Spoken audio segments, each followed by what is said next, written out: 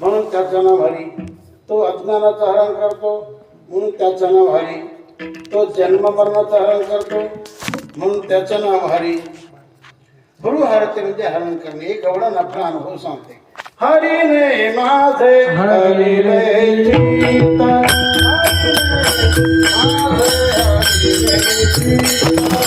हरे माझे हरिले चित्त, हरे माझे हरिले चित्त,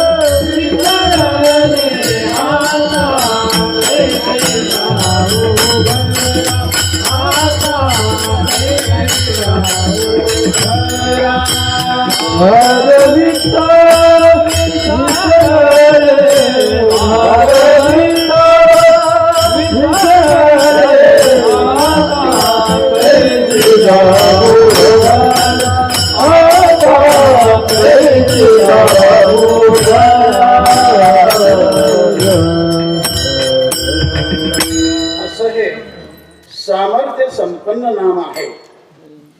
त्याचं नाम चिंतन केलं तर भगवान चित्ताचं हरण करतो, मनाचं हरण करतो, विकाराचं हरण करतो, पापाचं हरण करतो, सगळं दोषांचं हरण करतो. फक्त आपली भावना चांगली असावी. विठ्ठला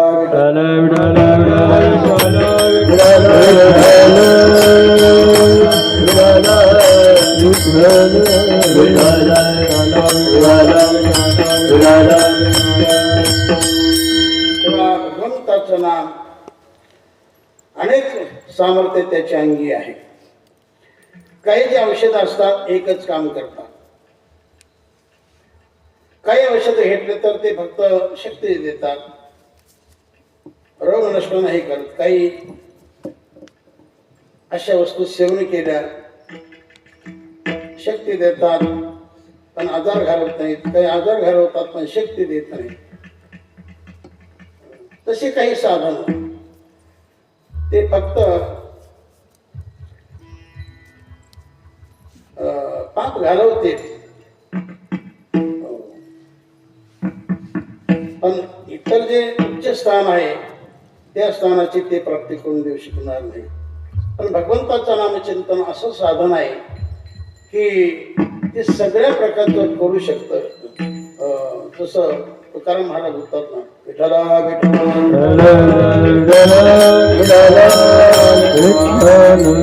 काय नव्हे केले एका चिंतिता. काय करत नाही भगवंताचं नाम. सगळं काही करू शकतं पण एवढं सातत्य आपण ठेवत नाही. एवढी आपली भावना प्रबल ठेवत नाही. आपली भावना प्रबल असावी. आपल्या जीवनामध्ये त्या मंत्राचं सातत्य असावं. दोन गोष्टी प्रामुख्याने लागतात. एक तर सातत्य लागतं आणि एक तर प्रबल भावना लागते.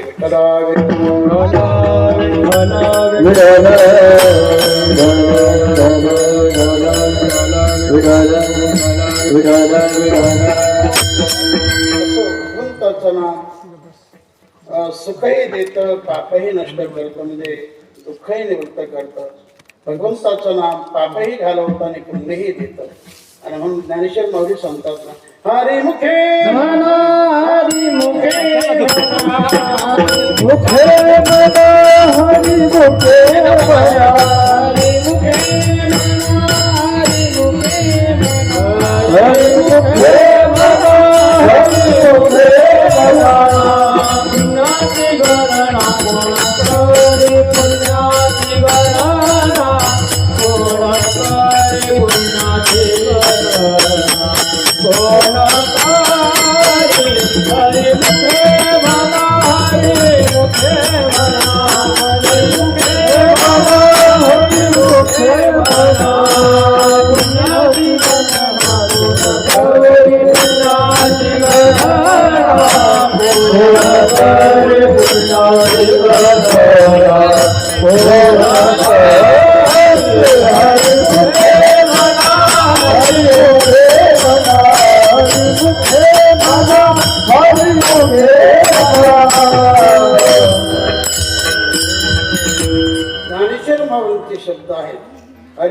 म्हणा, हरिमुखे म्हणा, पुण्याची गणना कोण करी.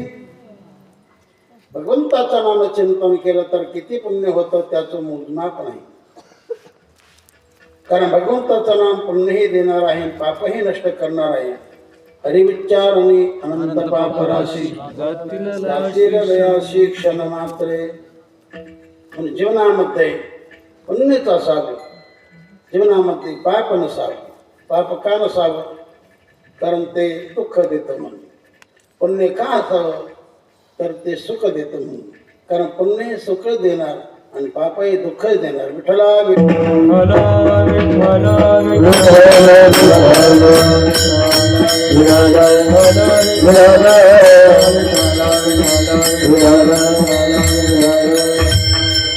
काही टाइम जातो, नंतर त्याचं प्रगतीकरण होत असतं.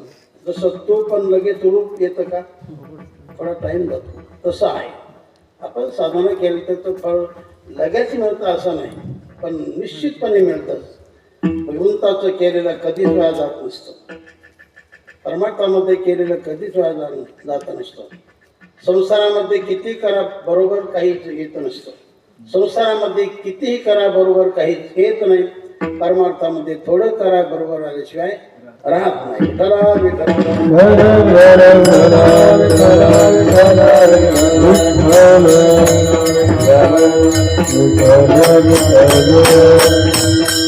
तुम्ही संसार फार केला त्याची नोंद देवाकडे होत नाही, पण तुम्ही परमार्थ थोडा जरी केलं तर त्याची नोंद भगवंताकडे होतेच. म्हणून भगवान कोणाचा फुकट येत नाही. आपण केलेली साधना आपल्यासाठीच करतो, पण त्याचं फळ आपल्याला भगवान देतो. केलेली साधना भगवान कोणाची फुकट घेत नाही आणि त्याचं फळ त्याला दिल्याशिवाय राहत नाही. म्हणून माणसाने सतत देवाचं नाम चिंतन करावं. विठ्ठला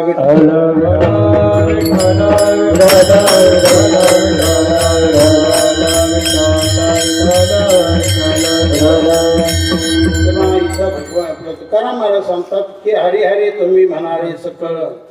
सर्वांनी हरी हरी म्हणा. महाराज असा भेद करत नाही की अमक्याने म्हणा तमक्याने गप्प बसा असं वगैरे नाही, तर सर्वांनीच म्हणा. तुम्ही हरी म्हणा, तुम्ही हरी म्हणा. परिणाम काय होणार? भवदुःखाच्या छेदना. संसारिक जे दुःख आहे, अनंत प्रकारचं जे दुःख आहे, त्या सगळ्या प्रकारचं दुःखाला नष्ट करणारा म्हणजे भगवंताचं नामच समर्थ आहे. विठ्ठला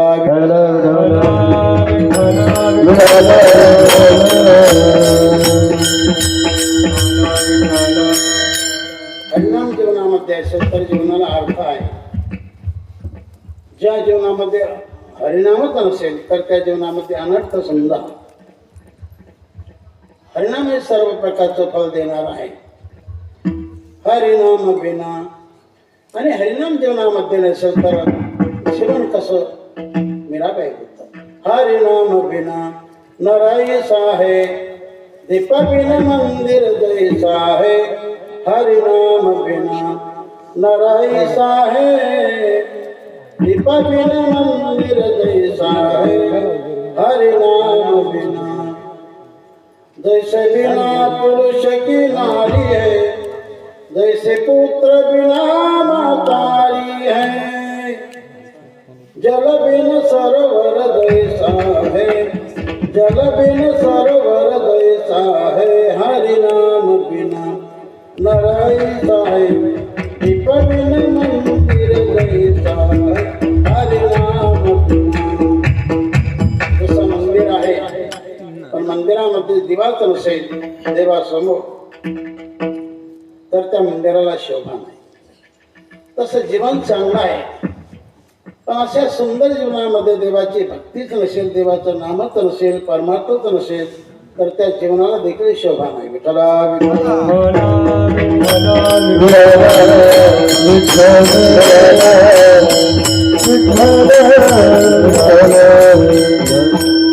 त्या भगवंत नामातून जीवनाला मोठी शोभा प्राप्त होते. त्याचाच आग्रह महाराज सर्वांना करतात.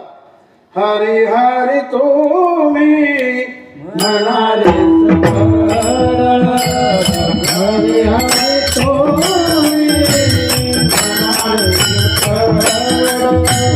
हरी हरी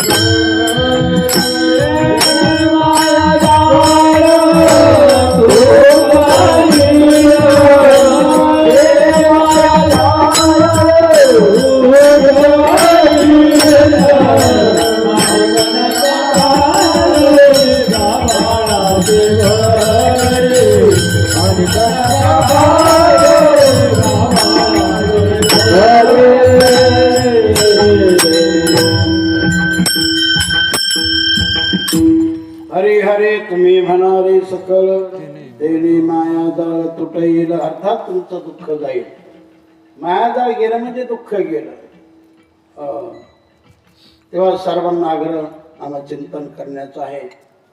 महाराजांनी विचार केला. आपण सर्वांना आग्रहाने सांगतो पण बरेच माणसं इतर साधनामध्ये दंग दिसतात. तेव्हा महाराज होता अन्य साधनाच्या जर नादी लागले तर नेमका काय होणार. अभंगातून दुसरं आणि गणप पाडू गबाळाचे भारी आणि गणप पाडू गबाळाचे भारी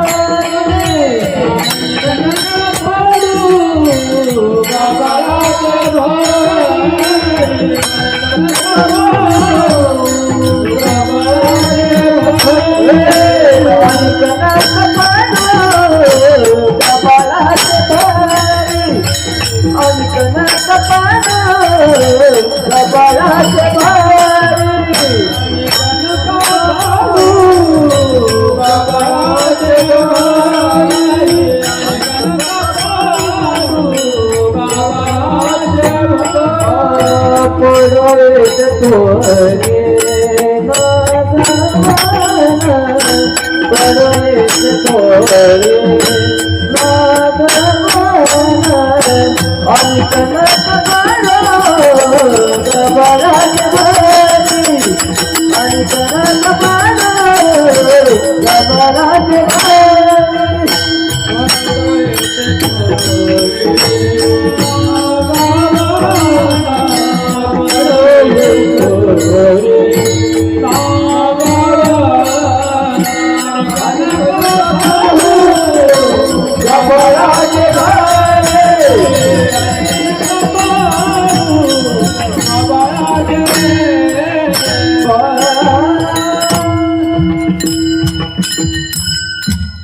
आणि कनका पडोगा बाणाचे भरी तेथे आहे थोरी नागवन. अन्य साधनाच्या नादी लागले तर तुमचे नागवण होणार. तुमची फसवणूक होणार. तेव्हा ही साधन जीवनामध्ये करा. हरी हरी तुम्ही. अनेक साधन अनेक उपाय जगामध्ये आहेत. अनेक मार्ग जगामध्ये आहेत. त्यामध्ये कर्म मार्ग आहे, योग मार्ग आहे, ज्ञान मार्ग आहे, आणखी काही मार्ग असते. कर्म तसं सोपं नाही, अवघडच आहे, किचकट आहे, ते अत्यंत सूक्ष्म आहे. कर्म म्हणे पे ते कवन अथवा कर्मी काय लक्षण ऐसे विचारिता विचक्षण गुंफून ठेले. चांगल्या चांगल्याला कर्म काय अकर्म काय कळत नाही. पाप काय पुण्य काय. काही वेळेला ज्याला आपण पुण्य समजू तिथं पाप होऊ शकतं, ज्याला पाप समजू तिथं पुण्य होऊ शकतं. पुण्य करता होई पाप आणि दूध पाजून कोशलाचा असं काही वेळेला होतं. विठ्ठला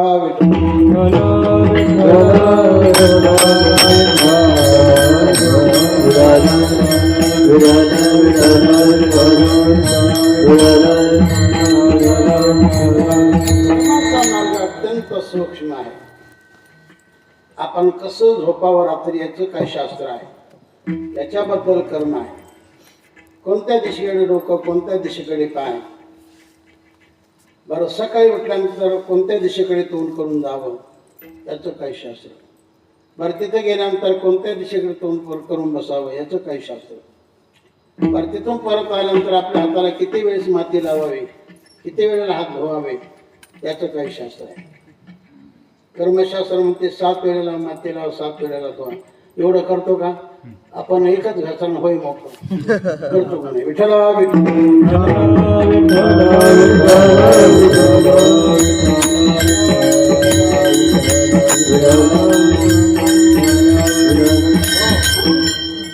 जाणकार माणसांनी अतिकर्माच्या नादी लागू नये आणि सगळं कर्म सोडू नये. जे करण्यासारखं असेल ते अवश्य करावं, पण जे अत्यंत किचकट असेल त्याच्या नादी लागू नये. एक असा कर्मठ मनुष्य, त्याने गंगेमध्ये स्नान केलं आणि स्नान संपल्यानंतर त्या गंगेचं त्याने आचमन केलं. हुकून चुकून त्याच्या तोंडामध्ये भाताचं शेत गेलं. त्याला कळून देखील आलं की भाताचं शेत पोटात गेलं, पण विचार करू लागला, आलं कसं गेलं, कसं आलं, कसं गेलं, कसं. आता आलं तर आलं, गेलं तर गेलं, पण नाही, पुन्हा पुन्हा तेच भोकू लागलं. तर त्याची दृष्टी वर गेली. वरच्या बाजूला एक बाई भांडे कोंडे तिच्याजवळ पडलेले होते आणि मग त्याने तिथूनच तर्क केला, नक्कीच या बाईपासून हे शेत वाहता आलेलं असावं. काय जाण्याची गरज नव्हती, पण तो तिथपर्यंत गेलाच आणि विचारला, चौकशी केली की बाईसाहेब आपण कोण आहात? काही गरज नाही, पण विचारलंच. तर ती बाई म्हटली, महाराज मी आदिवासीन बाई आहे. आदिवासीन? मग एवढ्या दूर कशाला आला? म्हटले, महाराज मला शिवायचं नाही. शिवायचं नाही? मग एवढा पश्चाताप, एवढा पश्चाताप, एवढा पश्चाताप, डायरेक्ट थंडीताप. थंडीताप, आजारीच पडला, आजारी पडला. दवाखान्यामध्ये गेला,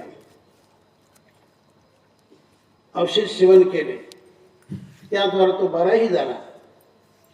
आणि नंतर पुन्हा दवाखान्यात गेला. का हो डॉक्टर, तुम्ही औषध दिले, तर त्याच्यामध्ये नेमकं काय काय असतं, नेमकं काय असतं? तर म्हणले, महाराज तुम्ही विचारू नये आणि आम्ही तुम्हाला सांगू नये. अशा काही त्यामध्ये अपेय वस्तू असतात की त्यांचं नाव तुमच्या समोर न घेणंच चांगलं.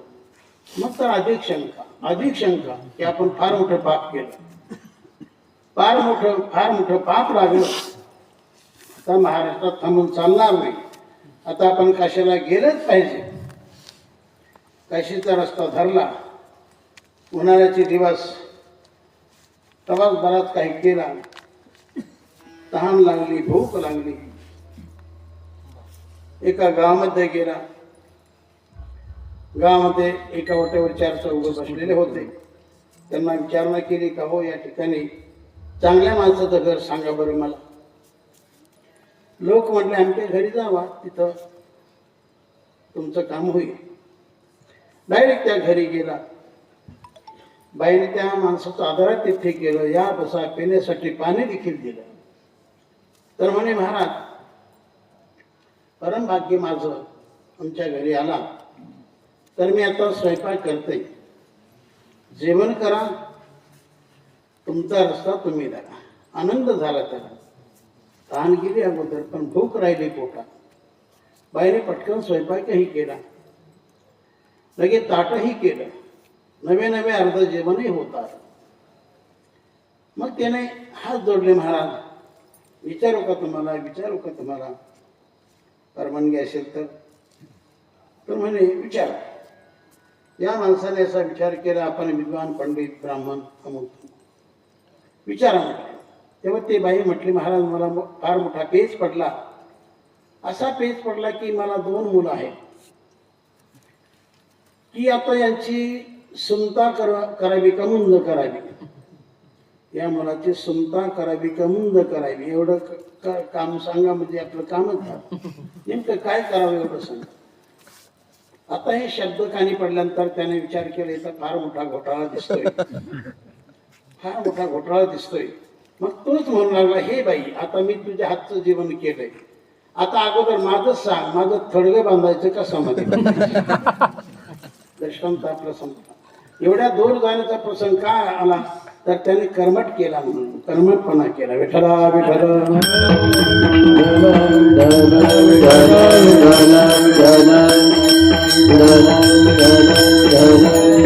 कर्मठ करा, पण अति किचकट असेल तर त्याचा नाद सोडा, त्याला सोडा, पण नामाला धरा.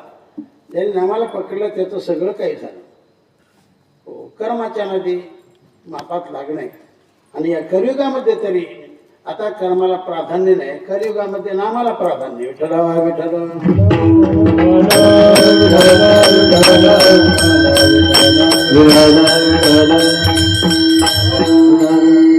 कर्म मार्ग अत्यंत सूक्ष्म आहे आणि योग मार्ग अत्यंत दुस्तर आहे. पण तुकाराम महाराज बोलतात, आम्ही काय केलं, मोडून मोडून या वाटा, मोडून या वाटा, मोडून या वाटा, मोडून या वाटा, मोडून या वाटा, मोडून या वाटा,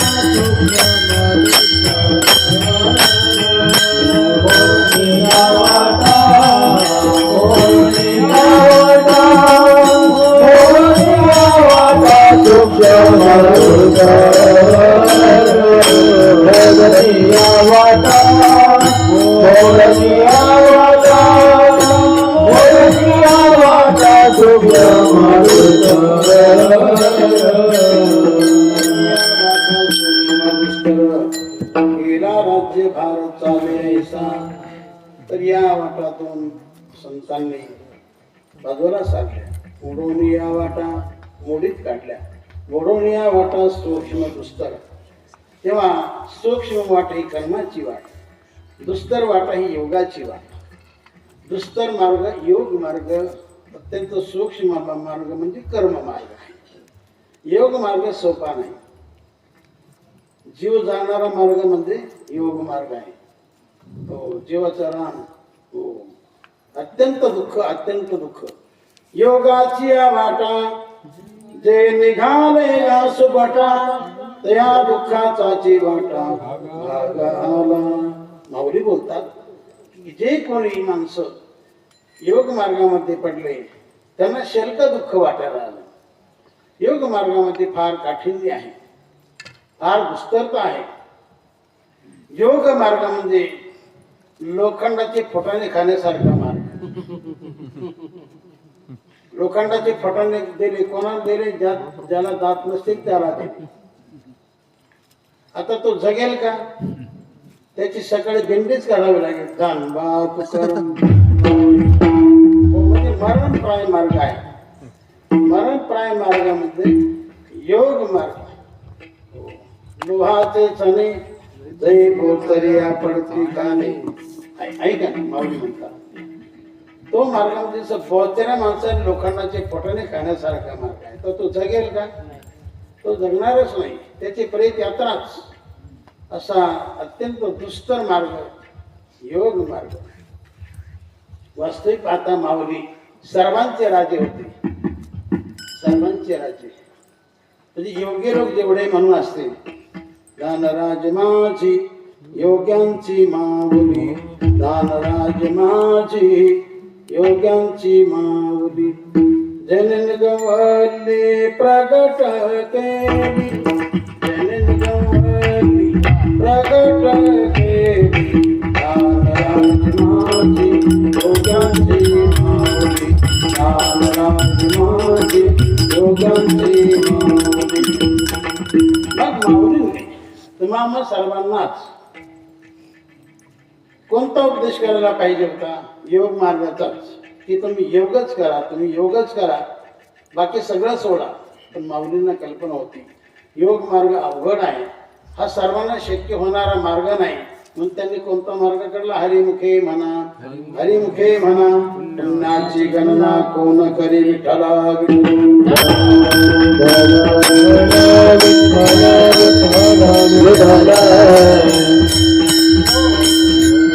योग मार्ग अवघड आहे, कर्म मार्ग सूक्ष्म आहे, ज्ञान मार्ग कठीण आहे.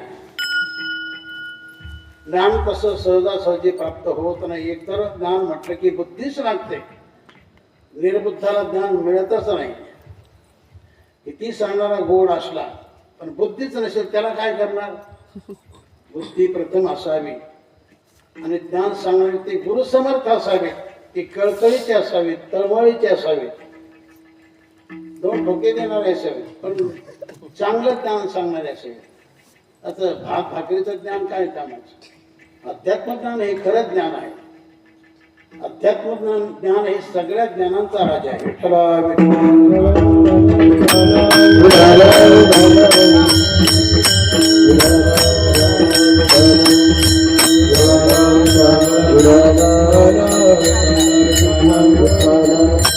ज्ञान हे संताकडे असतं, धन हे श्रीमंताकडे असतं. इथं धन चालत नाही, इथं ज्ञानच लागतं. शांती, समाधान, सुख, शांती वगैरे या गोष्टी प्राप्त करण्यासाठी याकरता समर्थ ज्ञान आहे, अध्यात्म ज्ञान आहे. आणि हे ज्ञान फक्त संताकडे, सद्गुरूकडे असतं. पण असे सद्गुरू, असे संत मिळणं फार अवघड आहे. अवघड आहे संत भेटी, अवघड आहे संत भेटी, तरी जगती करुणा केली, करुणा केली, करुणा केली, ऐशी बनवले माझा ऐशी बनवले माझा.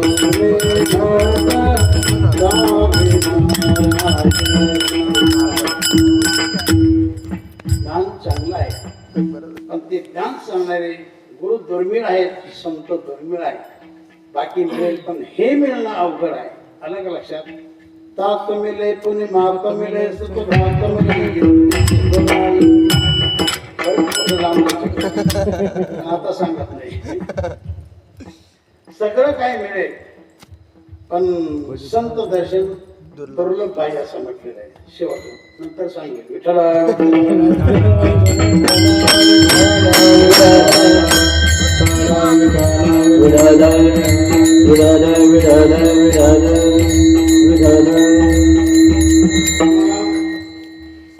मृत्यूलोकातलं सगळं वैभव मिळेल, स्वर्गाचंही वैभव मिळेल, वैकुंठही मिळेल, पण अलग लक्षात. पण संत मिळणं फार कठीण आहे.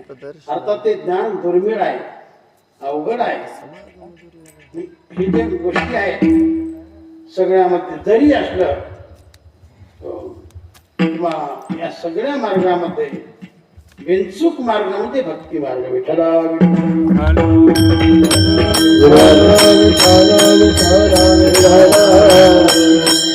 सगळे कष्टाचे मार्ग आहेत, जीव जाणारे मार्ग आहेत, पण सोपा मार्ग भक्ती मार्ग. हरि को नाम सदा सुखदायक, हरि को नाम सदा सुखदायक, लगत नहीं कछुदा मेरो मन क्यों न भजे हरि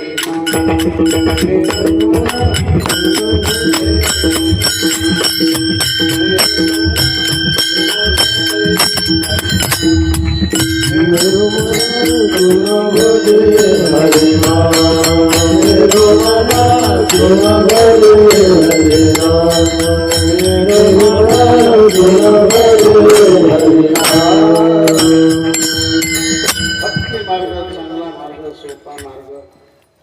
त्याच्यात काही कष्ट वगैरे नाही. नामाला काही कष्ट लागतं का. म्हणून नाम सर्वांनी घ्यावं. हरी हरी तुम्ही परिणाम त्याने माझा अर्थात दुःख नष्ट होईल. बाकीचे साधन तुमचे चालू आहेत ते तुमची फसवणूक करणारे. मोडून या वाटा सूक्ष्म दुस्तर किंवा अनेक नका पडू गाभाळाचे भय. त्याला गाभाळ म्हटलं आहे. नामापेक्षा हे तसं गबाळ नाही. आपापल्या परीने सर्व हे साधन श्रेष्ठच आहे. याला नाव ठेवण्याचा आपला तर अधिकारच नाही. पण एवढं खरं की नामापेक्षा भारी नाही. विठ्ठला विठ्ठल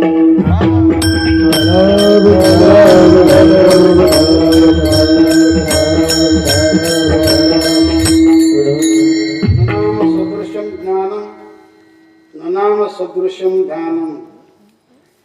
नामापेक्षा नामासारखं ज्ञान नाही, नामासारखं ध्यान नाही, नामासारखं पुण्य आणि नामासारखी गती नाही. अर्थात नामासारखं काहीच नाही. नाम सगळ्यामध्ये श्रेष्ठ. जसा भगवान श्रेष्ठ, त्या भगवंताही पेक्षा भगवंताचं नाम श्रेष्ठ. विठ्ठला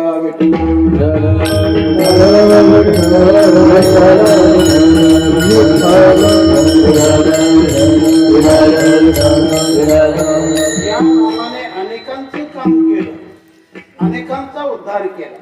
केला का नाही? पापिया जाणे लग जगनिका, पापिया जाणे लग जगनिका, सबरे हरिनाम सबरे हरिनाम. अनेक पापी उद्धरले, ते नामातून उद्धरले गेले. पापी अजामिळ, की ज्याचं नाव जग प्रसिद्ध झालं पापाच्या बाबतीमध्ये. पापाचा कळस म्हणजे अजामिळ. एवढा मोठा पापी खरा, पण तो केवळ नामाने उद्धरला गेला. एवढं नाम श्रेष्ठ आहे. ज्या कर नाम, आणि ते नंतर मरताना आलं तर मग तर दुधात साखर, पण ते येतच नाही. एरवी देखील नाम येतच नाही, मरताना कसं येईल? विठ्ठला विठ्ठल.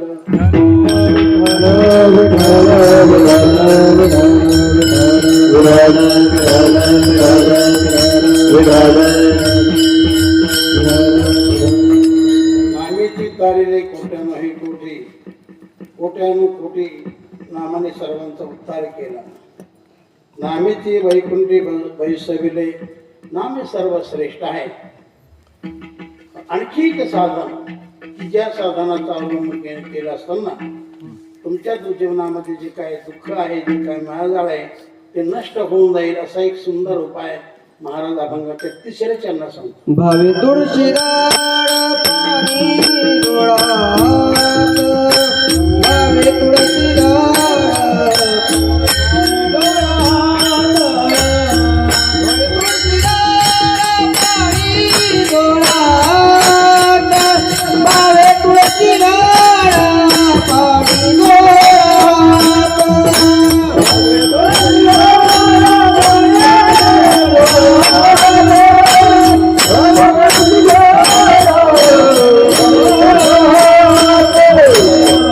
तुळशीदार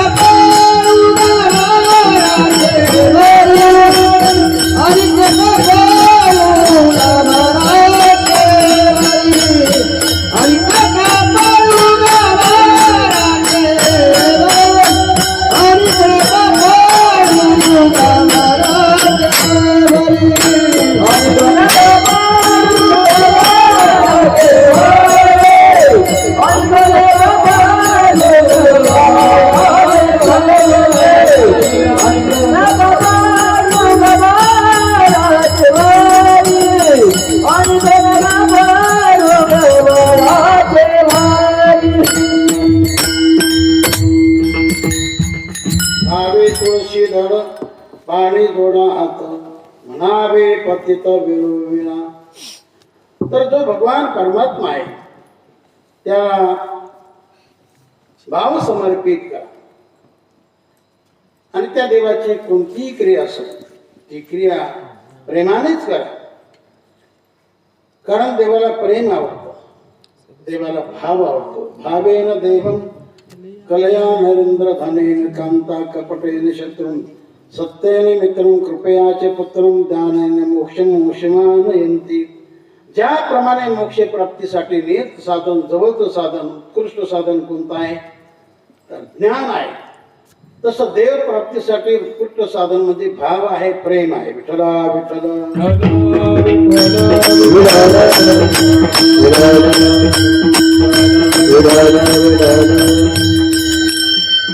भगवान इतर गोष्टीने आकळला जात नाही. देवाला आकलन करण्यासाठी भावच समर्थ. ज्याप्रमाणे बैलाला आकळायचं असेल तर त्याला व्यसन लागतं, हत्तीला आकळायचं असेल तर त्याकरता अंकुश लागतो, बरोबर आहे ना. घोड्याला आकलन करायचं असेल तर लगाम लागतो. तसं देवाला आकलन करायचं असेल तर भावच लागतो. विठ्ठला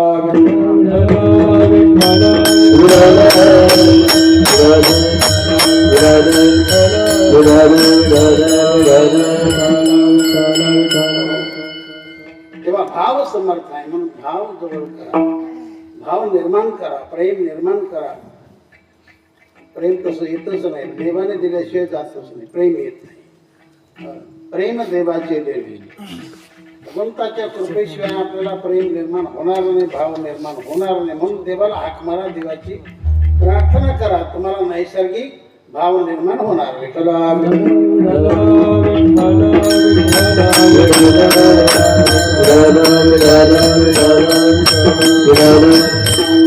देवाची कोणती क्रिया असो ती भावनेनेच करा असं नाथ महाराज एका अभंगातून सांगतात. भावे करावे भजन, भावे करावे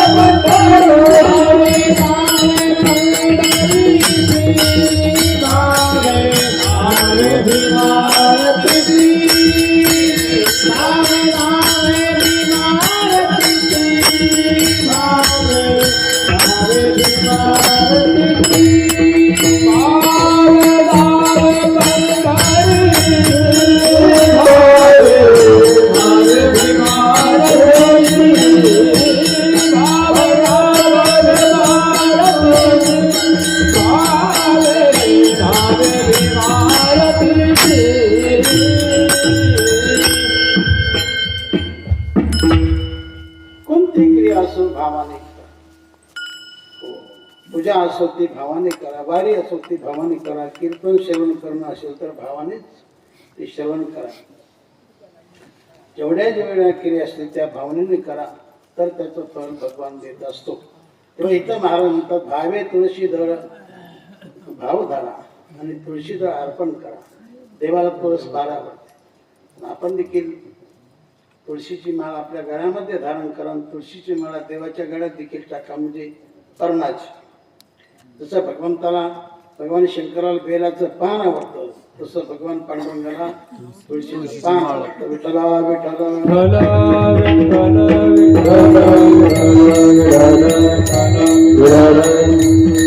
सर्वांनी तुळशीची सेवा करावी. आपल्या दारी वृंदावन तयार करावं. जेवढं तुम्ही तुळशीचं काम करून देणार तेवढं तुमचं काम देखील तुळस माता करणार. म्हणून लावंगणी तुळस तरी पातकाचा नाश लावू अंगणी तुळस लावा. इतर काही लावण्यापेक्षा तुळस लावा.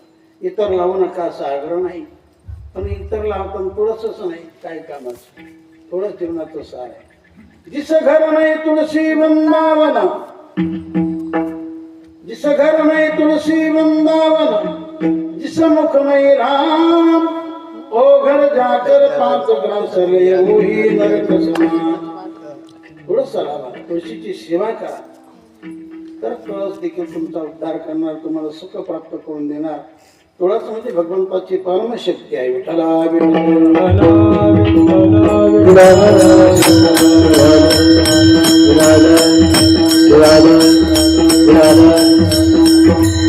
तुळशी जवळ पाणी जोडा, हात देवाला हात जोडा, प्रार्थना करा. श्री पंढरीशा पतित पावन एक विज्ञापना पायापाशी, एक विज्ञापना पायापाशी. अशी प्रार्थना करा. देवाला आपल्याकडे लहानपण घ्या, देवाला मोठे पण द्या. असं केलं तर भगवान काम करेल का? का करणार नाही? कारण तो आहे कसा. तुका म्हणे हातव कृपेचा सागर, तुका म्हणे हातव कृपेचा सागर, तुका म्हणे हातव कृपेचा सागर, तुका म्हणे हातव कृपेचा सागर.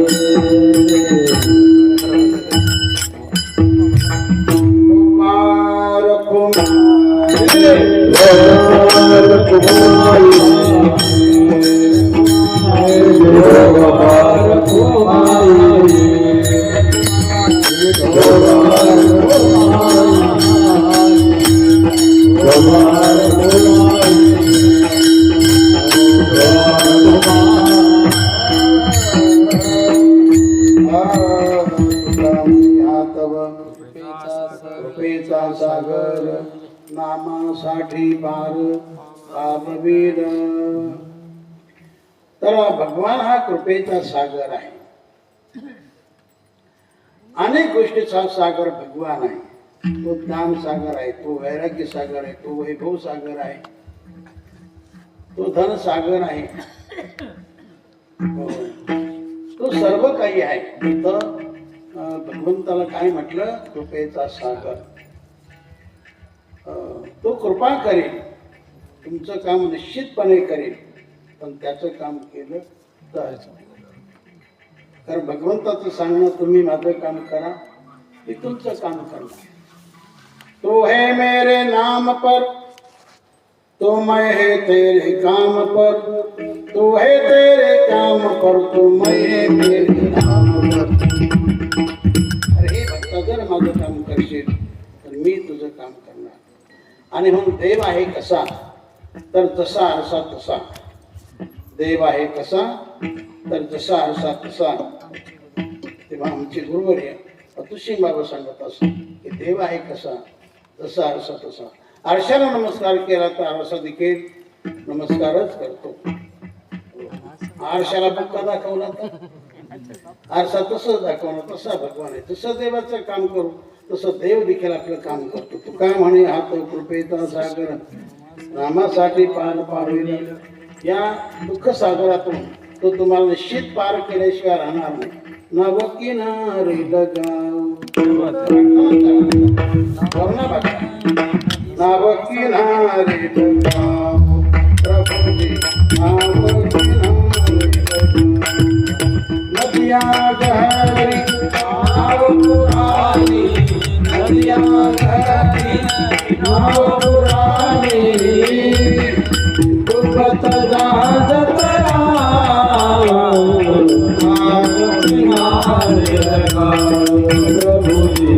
नाव किनारे लगाओ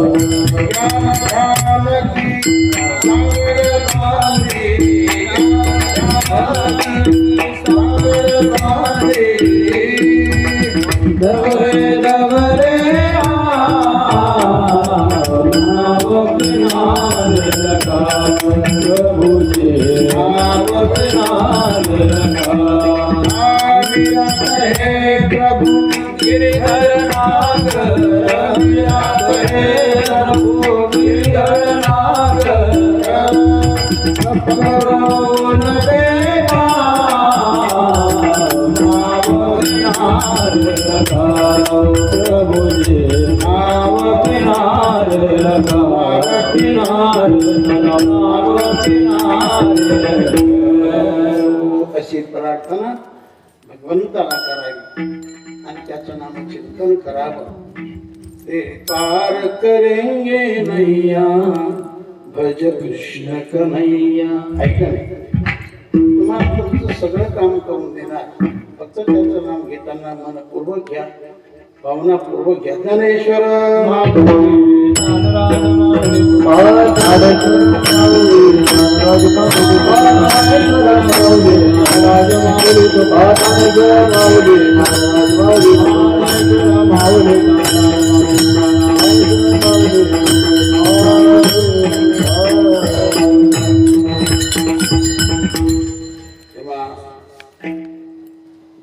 सांगितल्याप्रमाणे या ठिकाणी येऊन थोडीफार सेवा केली. तेव्हा ही झालेली सेवा भगवंताच्या चरणी, सकळ साधू संतांच्या चरणी, आमच्या सर्व गुरुजनांच्या चरणी, सद्गुरु जोग महाराज या पवित्र चरणी सद्गुरु जोग महाराज हे ज्ञानेश्वर माऊलीचा अनुग्रहित जीवन, माऊली त्यांचं गुरुस्थान आणि त्यांचे परमशिष्य बंकट स्वामी महाराज आणि त्यांचे परमशिष्य हे दोन सूर्य, एक चंद्र आणि एक सूर्य, म्हणजे भाऊ हे सूर्यासारखे, बाबा हे चंद्रासारखे शीतल. हे दोन बंकट स्वामींनी घडवले. माऊलीमुळे जोग महाराज घडले, जोग महाराजांमुळे बंकट स्वामी घडले, बंकट स्वामीमुळे हे दोन शिष्य आणखी शिष्य घडले. आणि त्यांच्याच संगतीने खंडोजी बाबा तयार झाले आणि बाबाजीच्या संगतीने आपले खाडे बाबा परमार्थामध्ये आले. त्यांनी एवढा मोठा विस्तार केला की त्याचं कौतुक करावंच लागतं. असे स्थान त्यांनी स्वशक्तीने निर्माण केलं. तेव्हा अशा स्थानी अभिमन्यू महाराजांनी आग्रह धरला, त्याप्रमाणे थोडीफार सेवा केली. तेव्हा ही झालेली सेवा आपण सर्वांच्या चरणी, गुरुजनांच्या चरणी समर्पित करतो आणि या ठिकाणी सेवेला विराम. विठ्ठल जय जय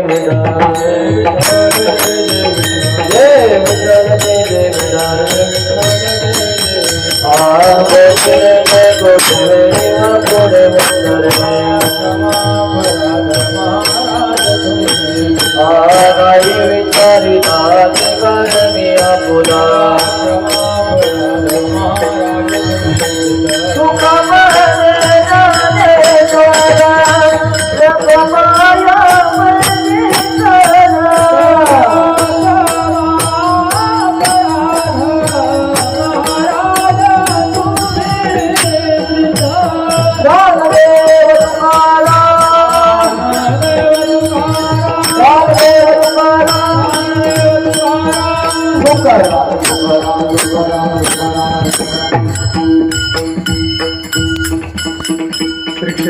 कृपा हनुमानगड येथे गेल्या 21 वर्षापासून ज्ञानदान, भक्तिदान आणि अन्नदान हा सोहळा चालत असलेला सोहळा आज 21व्या दिवसात आपण पदार्पण करत आहोत.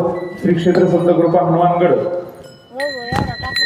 येथे चालत असलेला हा अखंड हरिनाम सप्ताह, रामनवमी भक्ती महोत्सव, अखंड हरिनाम सप्ताह तथा श्रीमद भागवत कथा महायज्ञ, आजची कीर्तन सेवा, हरिभक्त परायण परमेश्वर बाबा जायभाय यांची सुश्राव्य अशी कीर्तन सेवा झाली. बाबा हे जोग महाराज वारकरी शिक्षण संस्थेचे अध्यापक आहेत की आज जोग महाराज वारकरी शिक्षण संस्थेतले जे काही महाराज मंडळी प्रत्येक गाडी रस्त्यावरती दिसते आणि त्यातून महाराज उतरतात, ती फक्त जोग महाराज वारकरी शिक्षण संस्थेची ही पोहोच पावती आहे आणि बाबा त्या वारकरी शिक्षण संस्थेचे अध्यापक आहेत. बाबा खूप खूप धन्यवाद, तुम्ही आमच्या विनंतीला मान दिला.